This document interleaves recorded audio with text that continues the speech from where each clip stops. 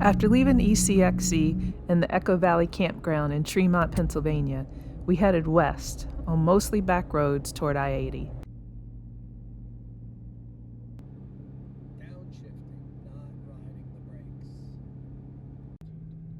We were driving to South Dakota for our first stop in a month-long camping trip that would extend to Wyoming and Montana. Besides some weather that was intense at times, we got through the rest of Pennsylvania, Ohio, and Indiana uneventfully.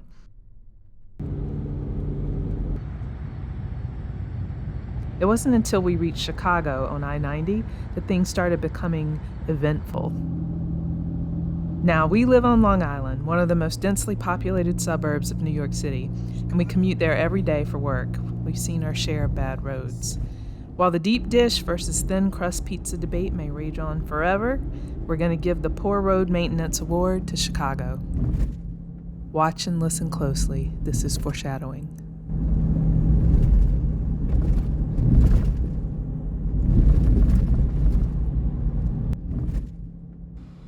We stopped in Chicago around 5 a.m. for gas. I was so exhausted, but somehow I noticed the passenger tire on the trailer was low. When Pete came back to the truck, I managed to communicate the situation. Pete, trailer passenger tire low. That was all I had left. As soon as Pete touched the valve stem, the core came flying out in pieces and the air came rushing out. No tire pressure. Disaster? Nope. Pete had a new valve stem and that tire in 15 minutes and we were on our way. Fixed. Tool tip of the day. A scissor jack, or in this case an RB stabilizer, works great to break a tire bead. We started our 4x4 adventures back in 2018 by first visiting the off-road parks featured in our previous episode. Camping and overlanding came later for us. In off-roading, it's common to carry extensive tools and spares. Even though there are considerable weight and space trade-offs in carrying extra gear, mostly made of steel, we've found time and time again that they often come in handy, even for just overlanding, and in this case, a bumpy interstate through Chicago.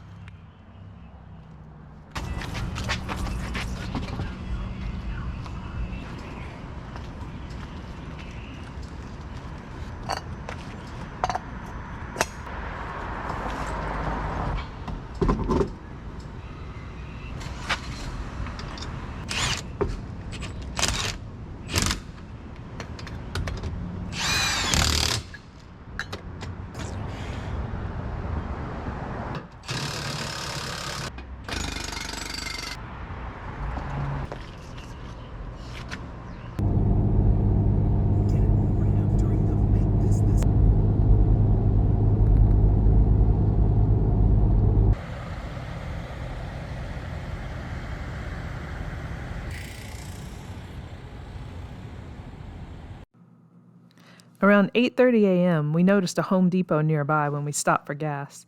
We headed there to get a new lock for the outside shower door. Fixed. But then Pete noticed something off with the trim of the trailer. The body was sitting crooked, meaning the trailer had been lifted from the frame. Turns out the nuts attaching the trailer to the frame had backed off. Pete went back in Home Depot and got some nylocks. He was able to reattach all the points except in that front corner.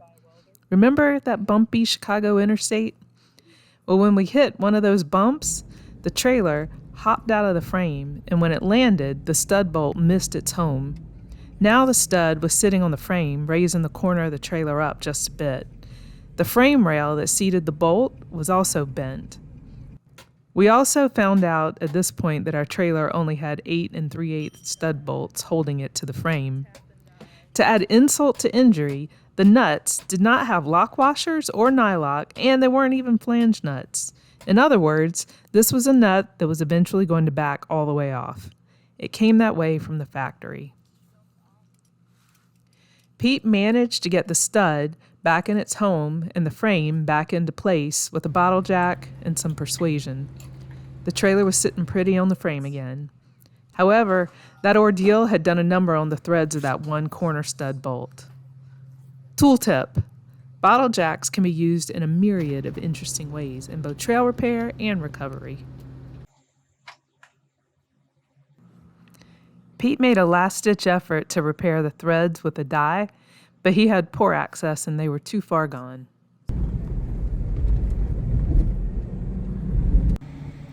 Luckily, we were near a lovely area called Wisconsin Dells that seemed to be a family tourist destination.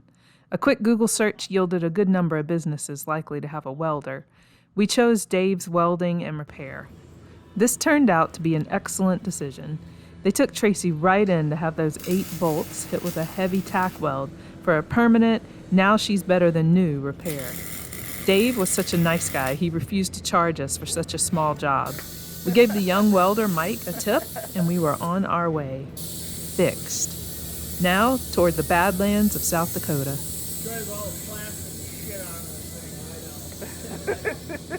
You had a nice touch, I was looking up.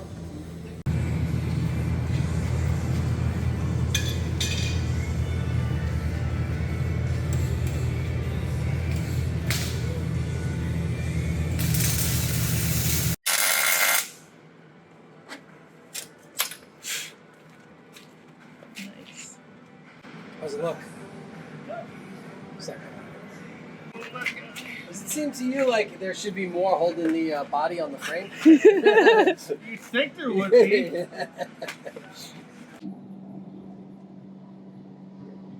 That doesn't look East Coast. Maybe Pennsylvania. Like that.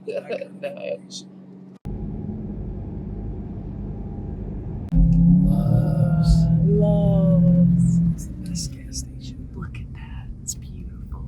I like me a Sheets too.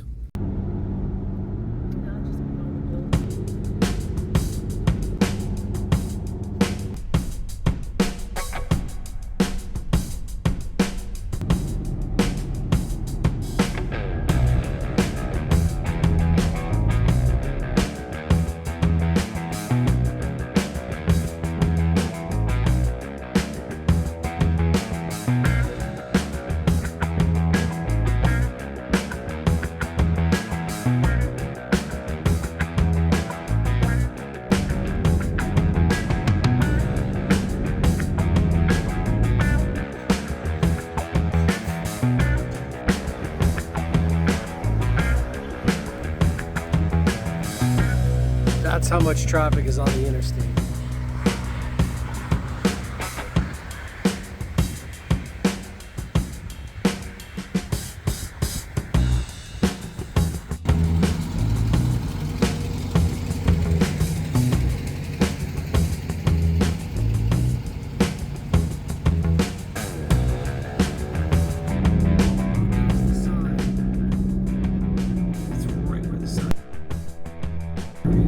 South Dakota. South Dakota. This was our target state. We made it. We were going to stealth camp at a rest stop in Belvedere, South Dakota, but at a gas station we ran into a preacher who liked our rig. He gave us a tip about Chamberlain, South Dakota. We checked it out and we made a reservation at the American Creek Campground because it was 100 degrees HOT hot, and running the generator all night would be about the same price as the campground. We got to Chamberlain around 12:30 a.m. and we made celebratory steaks. It was so windy, our sodas blew right off the table, and Pete found my fork on the grass the next morning.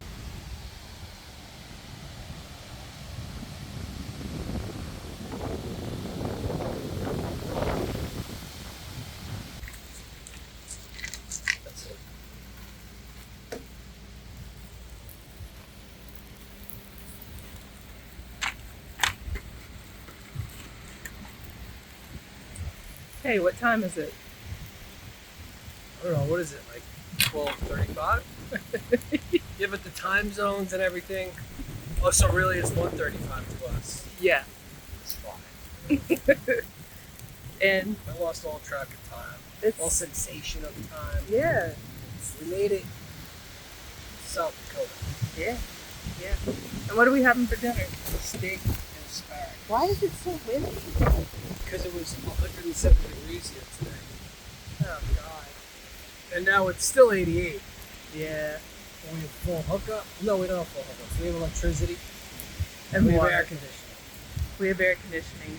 Cats are in there. Look, the trailer's like glowing. Yeah. Kitties are in there in the air conditioning. We're about to eat. Okay. Good night. We made it. Good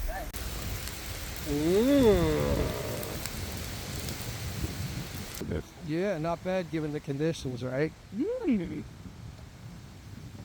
How much wind do you think there is? 40-mile-an-hour gusts? Yeah. You were such a good girl. You did so good. Perfect score. Perfect score. You're such a good baby. So you get steak. Yeah. And a little bit of fat. He's not going to eat it anyway. That's what she likes to smell it. It's cold in here. She might eat it. Sometimes she surprises you. What do you think? What do you think, Katerina? By the time she makes up her mind, Whitney will be finished. She's even crunchy. 37 hours in the car. Oh my God. Perfect score. It's so She good. was literally perfect. She was having fun. You're such a good girl.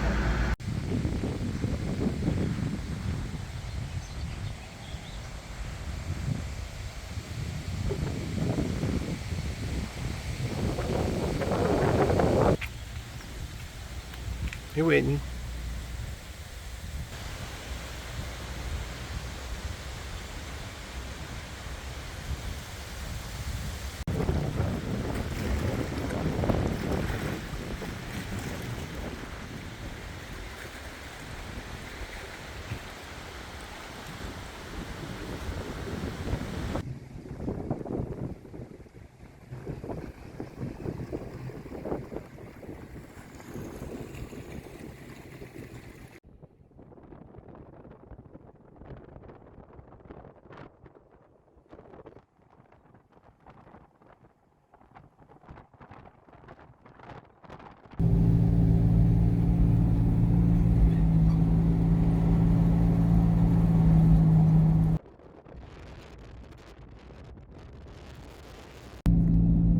Zoom a little bit. It's too wide.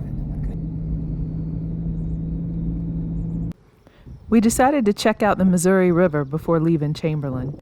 Pete thought there might be some potential sites we could mark for the future.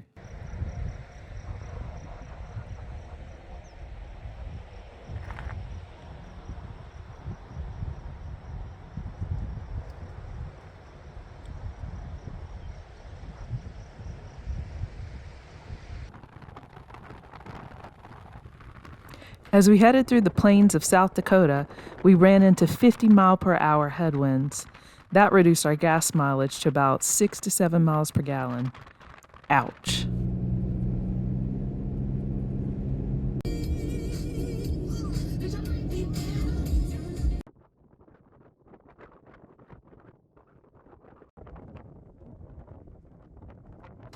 Watching the grass rippling like sequins, you felt the power of the winds of the Great Plains for the first time. It hinted at the raw power of the majestic Rocky Mountains we would soon encounter after the Badlands and the black foothills of western South Dakota.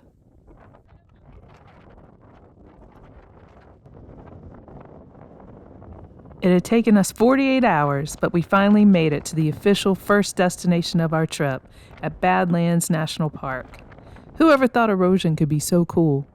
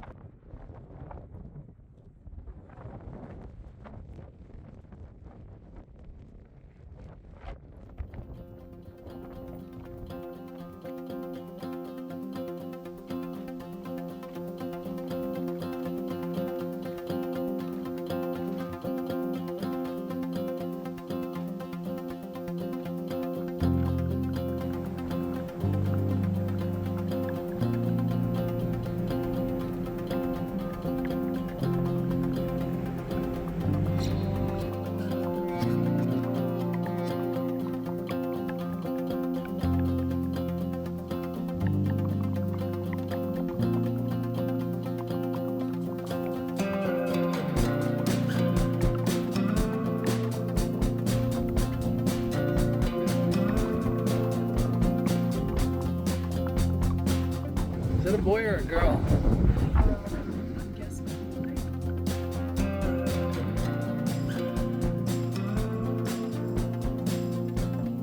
Why did the ram cross the road?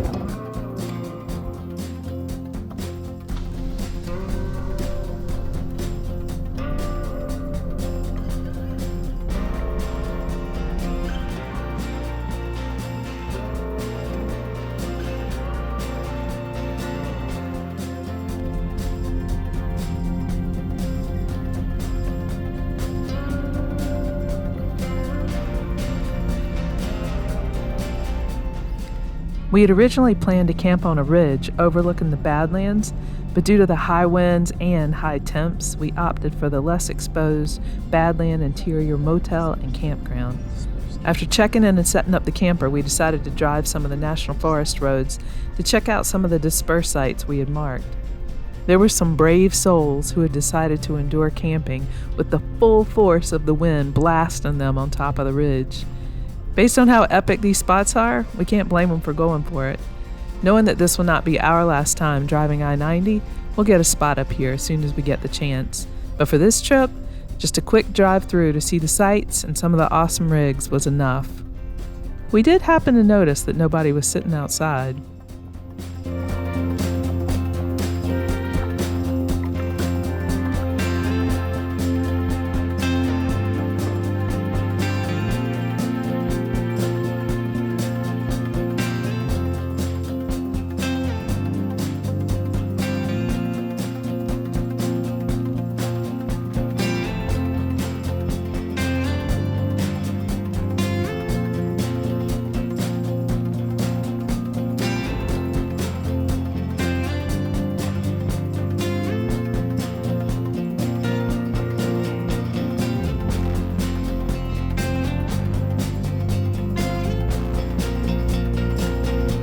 Yeah, I think that's right.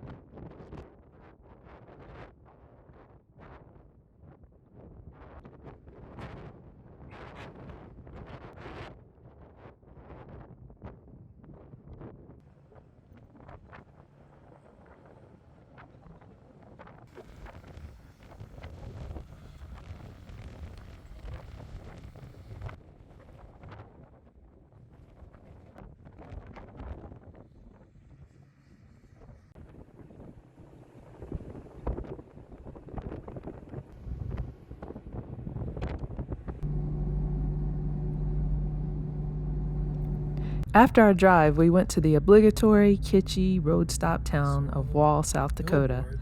The Wall drugstore has thousands of billboards along I-90, starting several states away. Kind of like south of the border on I-95 for all you East Coasters out there. We always fall for it. If they try that hard, they always get a few bucks out of us.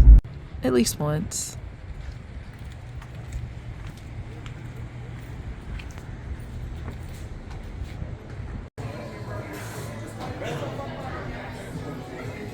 In that?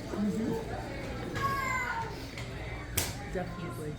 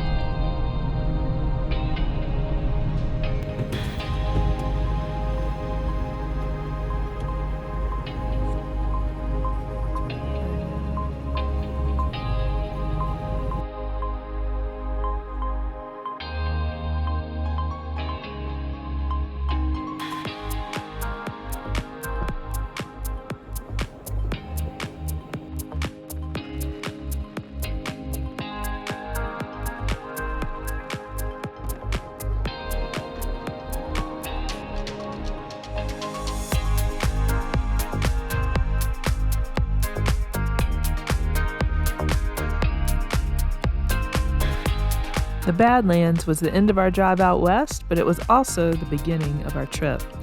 Thank you for watching The Journey West, Episode 1, and join us next time for Episode 2 as we make our way further into South Dakota to check out them there Black Hills.